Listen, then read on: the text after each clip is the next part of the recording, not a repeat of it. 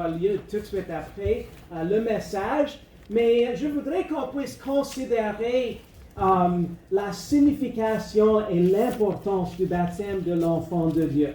Une question à vous poser ce matin. Si quelqu'un vous posait une question, si quelqu'un vous demandait quel serait, s'il vous fallait résumer le sens du baptême, l'idée du baptême dans un seul mot, que serait un seul mot que vous utiliserez pour, si on peut dire, décrire le baptême? Obéissance, c'est bon. C'est une chose, effectivement, c'est vrai. C'est le premier pas d'obéissance après le salut. Qu'est-ce qui serait une autre façon? Symbole, oui, c'est un symbole, effectivement. Identification. Bravo, je devrais te donner un chocolat. Non, en fait, bravo. On dit en anglais, you hit the nail on the head. Comment est-ce qu'on dit ça en français? Tu cogné le clou sur la tête. OK, cogner la clou sur la tête. Alors, merci Tim, tu as cogné la clou sur la tête. C'est effectivement ça. Parce que lors du baptême, tandis que c'est un pas d'obéissance après le salut, tandis que oui aussi, c'est un symbole, c'est une ordonnance que Dieu nous a donnée, que le Seigneur nous a donnée, comme on a l'ordonnance du baptême et du repas du Seigneur. Mais plus important, c'est une identification. Question à vous poser ce matin. Est-ce que cela vous est déjà arrivé, si vous êtes allé, disons, dans un magasin ou disons dans un restaurant, et vous voyez quelqu'un, je vais donner un exemple, quelqu'un dans une casquette, that's a hat, right? Calotte, merci, ok, c'est tout nouveau. Calotte, quelqu'un avec une calotte, Tim Hortons. Quelqu'un qui porte également une chemise, Tim Hortons. Quelqu'un, la même personne qui porte également un chandail, un petit manteau, Tim Hortons. Juste par curiosité, s'il vous fallait deviner 10 fois, qu'est-ce qui serait votre suggestion au sujet de où cette personne travaillait? Tim Hortons? Tim Hortons, un travailleur de Tim Hortons. Pardon. Oui, ok. Mais là, ce n'est pas sûr. Et oui, évidemment, je vous ai donné vraiment clairement des indices, n'est-ce pas? Parce que lorsqu'on voit quelqu'un qui porte les choses comme ça, comme si on allait chez... est-ce qu'on a des Bernard ici au sud du Québec aussi? Ok, on a des Bernard, c'est vrai. Des Bernard, je me rappelle, sur la côte nord, il y avait beaucoup de Bernard. Et on a la calotte BMR, on a la chandail, la chemise BMR, le manteau d'hiver et même une tuque BMR. C'est pratique en hiver, n'est-ce pas? Et même les gants BMR et mitaines BMR aussi. C'est très pratique. Mais savez-vous quoi? On a des façons pour identifier les gens, n'est-ce pas? Combien d'entre vous, si vous étiez, devez vous déplacer en avion dans un aéroport, vous étiez content que les travailleurs, comme si vous allez avec Air Canada, vous étiez content qu'il y avait des travailleurs qui portaient le nom et le badge de Air Canada pour vous aider si vous étiez mêlé ou il vous fallait vous déranger. Savez-vous quoi? Si je pensais à un seul mot pour bien décrire le baptême, je crois que si on juste devait, évidemment, on peut dire, oui, c'est un symbole, c'est une ordonnance, et également un pas d'obéissance, mais je crois que le meilleur mot pour vraiment décrire baptême, ce serait identification. Parce que lorsque un candidat, le croyant, lorsque l'enfant de Dieu entre dans les eaux du baptême, il proclame publiquement le message de l'Évangile. Il s'identifie avec l'Évangile de Jésus-Christ. Jésus est mort pour mes péchés. Il a été enterré et il est ressuscité pour moi personnellement. En participant au baptême, on s'identifiait à et avec Jésus-Christ. Juste une dernière illustration pour illustrer ce point. Si il y a quelqu'un ici, je sais qu'il y a des amateurs, je m'excuse, amateurs des Canadiens Montréal. Si vous aviez l'occasion, est-ce que vous avez déjà allé voir un match de Canadiens? OK, certains d'entre vous. Mais si vous aviez l'occasion d'aller voir un match des Canadiens, évidemment, je ne suis pas comme un prophète pour dire ça, mais je suis presque certain que vous ne porteriez pas, si vous êtes amateur des Canadiens, je suis presque certain que vous ne porteriez pas une chemise de Boston Bruins. Et probablement, si vous étiez là pour encourager votre équipe, les Canadiens, probablement vous ne diriez pas « Oh, allez-y les Bruins! » Non, probablement vous ne diriez pas ça, parce que vous étiez là pour vous identifier avec les Canadiens, pour vous les encourager. Savez-vous quoi, lorsqu'on considère ce sujet du baptême et ce sujet avec Jésus-Christ, ce pas d'obéissance dans le baptême, j'ai une question à vous poser ce matin. Évidemment, si vous alliez à un match de hockey et votre équipe préférée était les Canadiens, et probablement vous portiez une chemise canadienne, peut-être même une calotte, peut-être même des gants de Canadiens, peut-être, je ne sais pas. Mais probablement, ce serait facile si les gens vous voyaient dans les... How do you say in the stands? Estrade. Si les gens vous voyaient dans l'estrade au Bell Center, probablement, je ne sais pas, mais j'imagine que les gens n'auraient aucun problème à vous identifier comme quelqu'un qui était là pour les Canadiens, n'est-ce pas? Parce que d'habitude, les gens ne s'assoient pas et probablement, je ne suis pas certain, mais probablement, vous ne seriez pas comme tout à fait tranquille si les Canadiens gagnaient le match, n'est-ce pas? Savez-vous quoi? Lorsque je considère ça, ce pas de nous identifier. Je viens cette semaine de préparer un message que je vais prêcher probablement en 3 ou 4 semaines dans Apocalypse, au sujet des témoins dans Apocalypse. Savez-vous quoi? Savez-vous quoi? Souvent, on parle de rendre témoignage pour le Seigneur. Vous avez déjà entendu ça, n'est-ce pas? Rendre témoignage pour le Seigneur Jésus-Christ. Savez-vous quoi?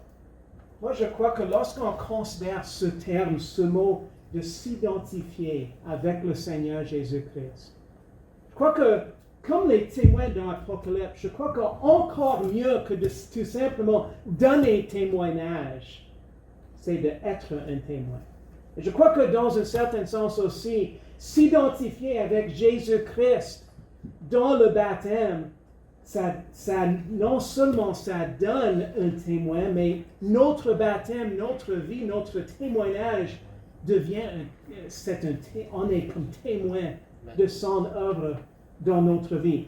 Vous êtes rendu dans Romains chapitre 6. On va se concentrer surtout sur les 6 premiers versets, mais pour avoir le sens du texte, je voudrais qu'on puisse lire tous les versets. Donc, suivez avec moi Romains 6, les versets 1 à 13. Moi, je vais lire le premier verset et je vous invite votre implication pour les autres versets. Donc, Romains 6, 1 à 13, la Bible nous dit, « Que dirons-nous donc? Demeurerons-nous donc dans le péché afin que la grâce abonde? »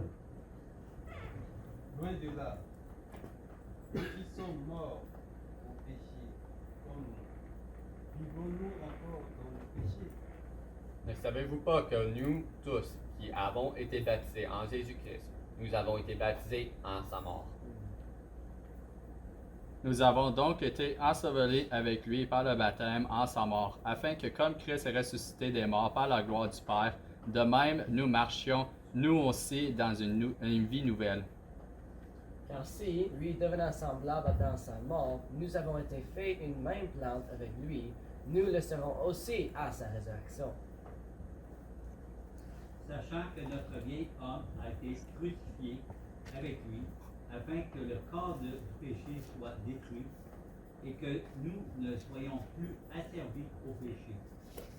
Celui qui est mort est affranchi du péché.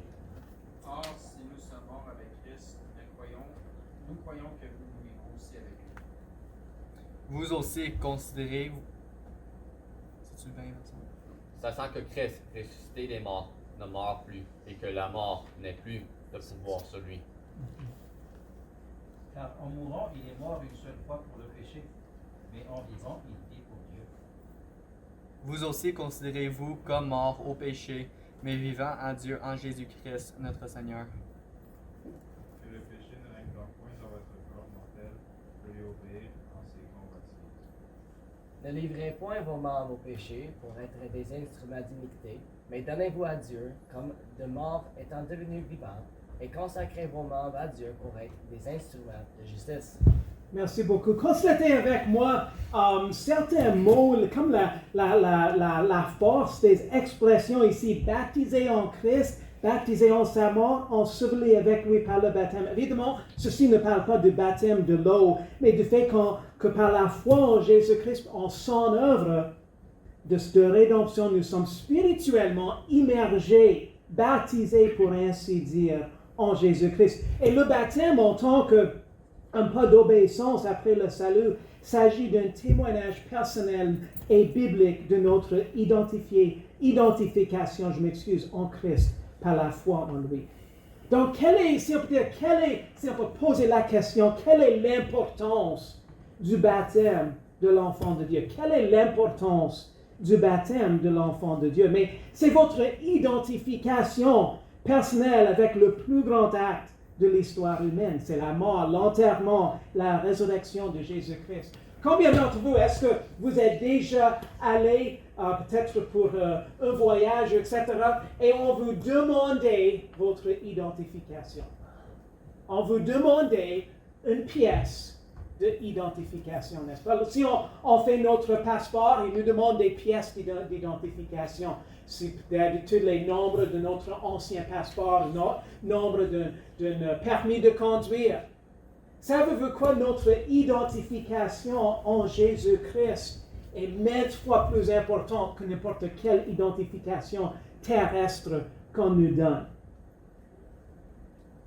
C'est notre identification avec Jésus-Christ. C'est le témoignage. Le baptême, c'est le témoignage de notre identification. Et c'est notre identification. Effectivement, ça arrive dans le salut. Parce que le baptême, ça ne vous sauve pas. La Bible est très claire à ce sujet, que le salut vient seulement par la foi en Christ, selon Éphésiens 2. Et votre culpabilité devant Dieu est, si on peut dire, c'est supprimé au moment où vous vous confiez en Jésus-Christ dans le salut. Mais le baptême, c'est votre témoignage personnel et votre identification publique d'être en Jésus-Christ. Le chrétien, le témoin pour le Seigneur n'est pas supposé d'être un témoin tranquille, un témoin tranquille. Quelqu'un qui témoigne tranquillement n'est pas un témoin, n'est-ce pas? Vous êtes d'accord? Vous comprenez-vous bien? Si vous allez prendre un genre de publicité à une radio, à une station de radio ou station de télévision, si le gérant de la radio de la station vous disait « Oh, mais écoute, on fait nos publicités tranquilles. » Oh, OK. On le fait à voix basse. Si vous aimeriez avoir de la bonne nourriture, jusqu'à aller chez AEW. Savez-vous quoi? Une telle affaire, peut-être avec une image blonde en arrière, probablement ça n'attirerait pas beaucoup d'attention. Vous comprenez-vous bien? La publicité, ils vont faire quelque chose pour gagner l'attention du monde. Savez-vous quoi? Un témoin qui reste muette n'est pas un témoin. Comment le baptême est-il lié à Jésus-Christ? C'est quelque chose que je voudrais qu'on puisse considérer lorsqu'on considère la signification du baptême de l'enfant de Dieu. Mais je crois qu'il y a trois choses par rapport au baptême, comment c'est lié à Jésus-Christ. Et c'est au sujet de ce que le baptême proclame devant les autres, à notre sujet. Premièrement, le baptême proclame que nous sommes passés de l'ancienne vie de péché à une nouvelle vie en Jésus-Christ. C'est Jésus qui est notre maître. C'est Jésus qui est le maître de faire des choses nouvelles, incluant de nous. Jésus nous régénère par son œuvre de transformation. Il nous donne de nouveaux désirs, de nouvelles motivations, de nouvelles ambitions et une nouvelle raison de vivre. Probablement cela vous est déjà arrivé de connaître quelqu'un qui peut-être mangeait d'une certaine façon et ensuite qui commençait à suivre un régime. Est-ce que cela vous est déjà arrivé? Et peut-être vous êtes allé à un restaurant avec quelqu'un et la personne disait « Oh non, je ne mange plus ces choses-là. Je suis un régime. » Oh, mais auparavant, tu aimais beaucoup le sucre, tu aimais beaucoup toutes ces autres choses. Il dit « Non, mais pas maintenant. Je suis un autre, si on peut dire, je m'identifie à un autre goût. J'ai un nouveau goût. Savez-vous quoi? Le baptême est une proclamation de cette transformation de l'intérieur.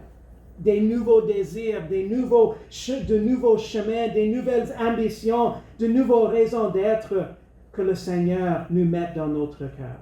Mais une deuxième chose que le baptême proclame au sujet de notre vie, le baptême proclame également que nous nous identifions publiquement avec la mort, l'enterrement et la résurrection de Jésus-Christ.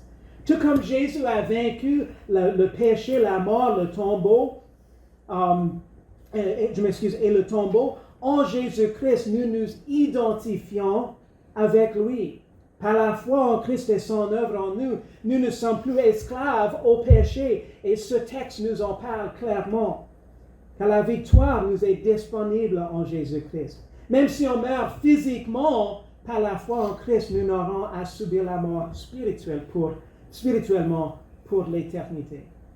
Et pour l'enfant de Dieu, la Bible nous parle du fait que la mort, ça perd sa férocité. Je crois que même il y a quelque chose dans la parole qui dit « Mort, où est ton aiguille ?» La mort, ça perd sa férocité. Pourquoi? Parce que la mort physique signifie que nous irons au ciel avec le Seigneur, où il n'y aura plus de douleur, plus de mort, plus de tristesse, plus de péché. Et une troisième chose que le baptême proclame que nous rejoignons, que nous rejoignons et nous nous identifions ouvertement et publiquement ceux qui croient en Christ par la foi pour le pardon de leurs péchés et le salut de leur âme. C'est toujours quelque chose de considéré. Probablement, vous avez déjà constaté à un moment donné, mais probablement vous avez déjà passé sur la route ceux qui faisaient une grève. Je ne sais pas si vous avez déjà vu, je crois que plutôt cet été, il y avait des enseignants qui faisaient un genre de grève à côté du boulevard Portland. Et savez-vous quoi? Lorsqu'on passait, d'habitude, ils ont des grosses pancartes, merci, des grosses pancartes pour indiquer ce qui est leur plan, n'est-ce pas? D'un certain sens, ils s'engagent à s'identifier avec leur plante, avec ce qu'ils font. Savez-vous quoi? Le baptême proclame qu'on se rejoigne et qu'on s'identifie ouvertement et publiquement ceux qui croient en Christ par la foi.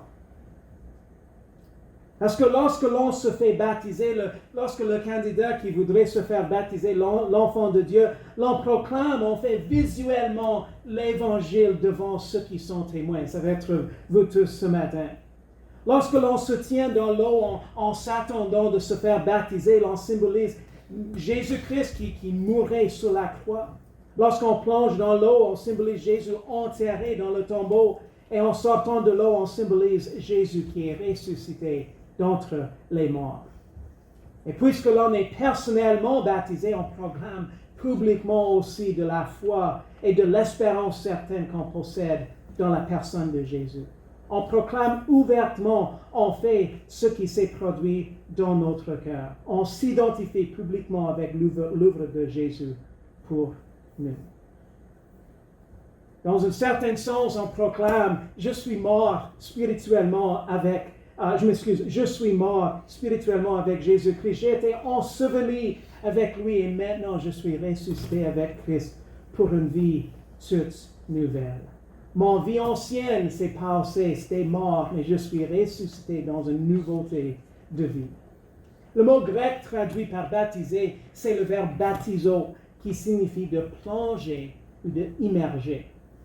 Juste considérer certaines mentions du baptême dans le Nouveau Testament, parce que dans le Nouveau Testament, le baptême, on parle du baptême, et une chose qu'on voit, parce qu'il y a certains qui se demandent comment se faire baptiser, quel est le moyen biblique, mais la première chose, il faut de l'eau. Il faut avoir de l'eau. Selon Matthieu chapitre 3, 11 et Jean 3, 23, le baptême nécessite de l'eau. Le baptême nécessite également beaucoup de l'eau. Lorsque Jean faisait baptiser dans Jean 3, 23, la Bible dit parce qu'il y en avait beaucoup de l'eau. Le baptême nécessite également de descendre dans l'eau. Vous rappelez-vous bien le récit de l'eunuque éthiopien et Philippe qui descendait. Vous rappelez-vous bien l'Éthiopien, l'eunuque qui demandait à Philippe, mais voici de l'eau, qu'est-ce qui m'empêche de me faire baptiser? Et l'eunuque, et Philippe disait, si tu crois dans tout ton cœur, tu pourrais. Le baptême exige également de sortir de l'eau. Évidemment, j'ai déjà eu la question qui m'a été posée, vous n'allez pas me laisser longtemps dans l'eau, n'est-ce pas? Évidemment, ça fait des choses dangereuses, des dommages pour les choses physiques, n'est-ce pas? Donc non, la réponse est non, on ne va pas faire ça. Mais le baptême exige qu'on sorte de l'eau. Selon Matthieu 3, 16, lors du baptême de Jésus, et selon Actes chapitre 8, 39, lors du baptême de l'eunuque. Le baptême, ça témoigne du fait que, en tant que chrétien sauvé par la foi en Jésus-Christ, on a crucifié le vieil homme. On a crucifié le vieil homme, décrit comme le l'ensevelissement dans la mort de Jésus. De faire mourir notre vieil homme, donc la chair et ses mauvais désirs et ses actions. Ensuite, on s'est levé, ressuscité, ça signifie être ressuscité dans la nouveauté de vie en Jésus-Christ pour marcher, dirigé par le Saint-Esprit de Dieu. Je voudrais juste également, lorsqu'on considère la signification du baptême, je voudrais également qu'on considère l'ordre de Jésus de baptiser les croyants. Parce que, évidemment, ce n'est pas quelque chose qu'une église avait inventé. OK, on va faire ça juste pour faire plonger le monde dans l'eau, juste pour donner quelque chose, un petit lavage, quelque chose comme ça. Non, ce n'est pas une affaire comme ça.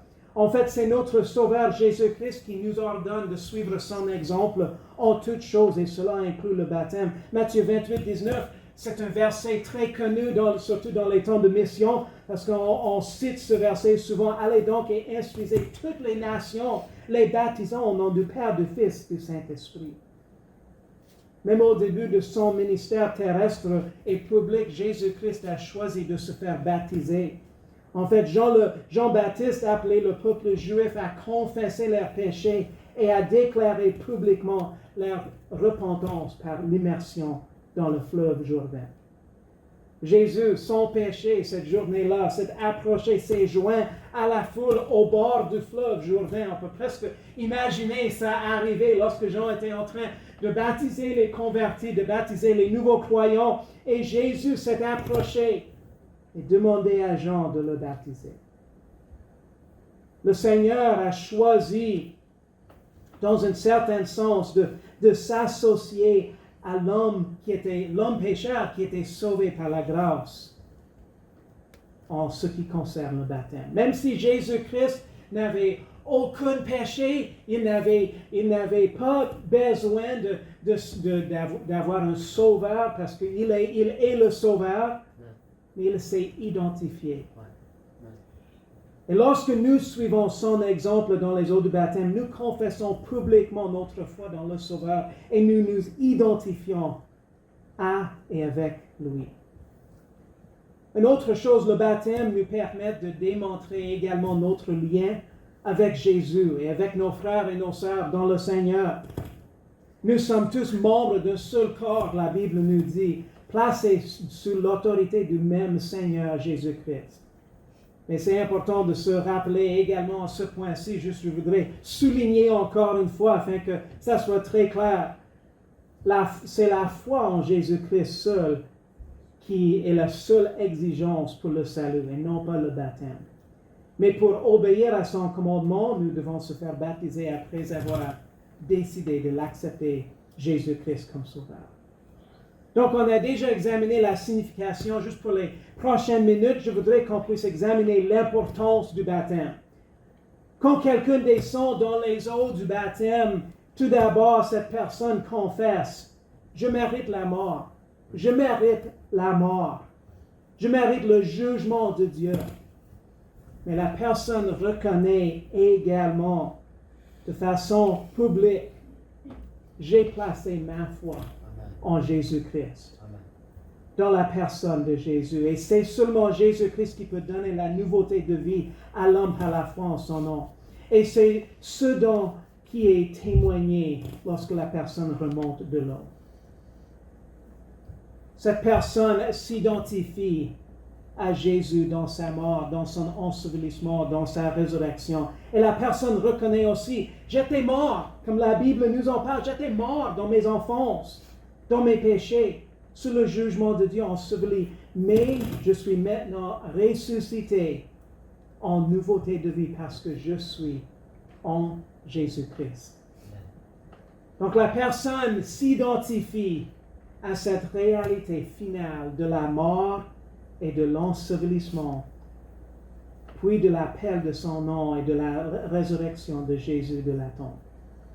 C'est un signe, on peut dire, physique et visible de cette réalité spirituelle qui s'est produite dans la vie. Donc le baptême, comme le repas du Seigneur, c'est une ordonnance qui se fait à travers l'Église. Pourquoi? Parce que Jésus-Christ a donné cette ordonnance à et à travers son Église. Le baptême est l'ordonnance donnée à l'Église pour démontrer, pour affirmer, on peut dire, l'union du croyant avec Jésus-Christ. Lorsqu'on s'immerge dans l'eau, c'est également une déclaration publique de la foi du croyant pour s'identifier avec Christ et le peuple de Dieu. Le baptême est important en tant qu'un premier pas d'obéissance, comme on vient de dire, du chrétien, mais c'est aussi un témoignage de la foi de l'individu, lorsque l'individu prend sa position publique pour s'identifier avec Jésus-Christ. Et chaque fois que nous témoignons du baptême, cela nous rappelle également que nous sommes sur une mission ici sur cette terre.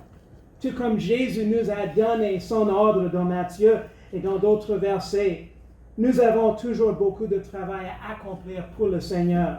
Nous devons porter son évangile jusqu'aux extrémités de la terre, en faisant des disciples de toutes les nations et en les baptisant au nom du Père, du Fils et du Saint-Esprit.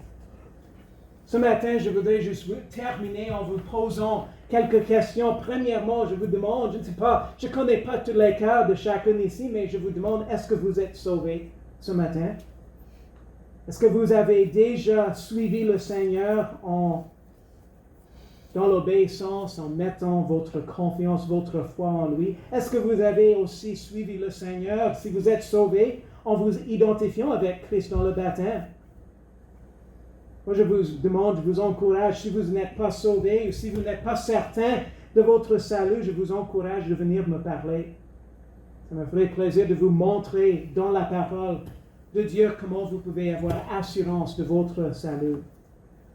Si vous êtes sauvé, mais vous n'êtes pas encore baptisé, je vous encourage également de venir me parler.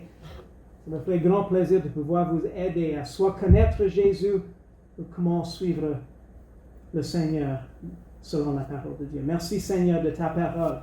Merci de ce temps qu'on puisse célébrer la foi de Diane Rollins et on peut célébrer son obéissance en mettant sa confiance en toi pour le salut. Et Seigneur, je te demande que tu puisses la bénir, Seigneur, dans cette décision qu'elle avait prise, Seigneur, de se faire baptiser. Seigneur, que tu sois honoré à travers sa vie et son témoignage, que tu sois glorifié, Seigneur, à travers son témoignage. Et Seigneur, merci de ce temps qu'on peut se réjouir dans, non seulement du fait qu'elle est sauvée, mais voudrait te suivre. Et Seigneur, on te demande toutes ces choses au nom de Jésus.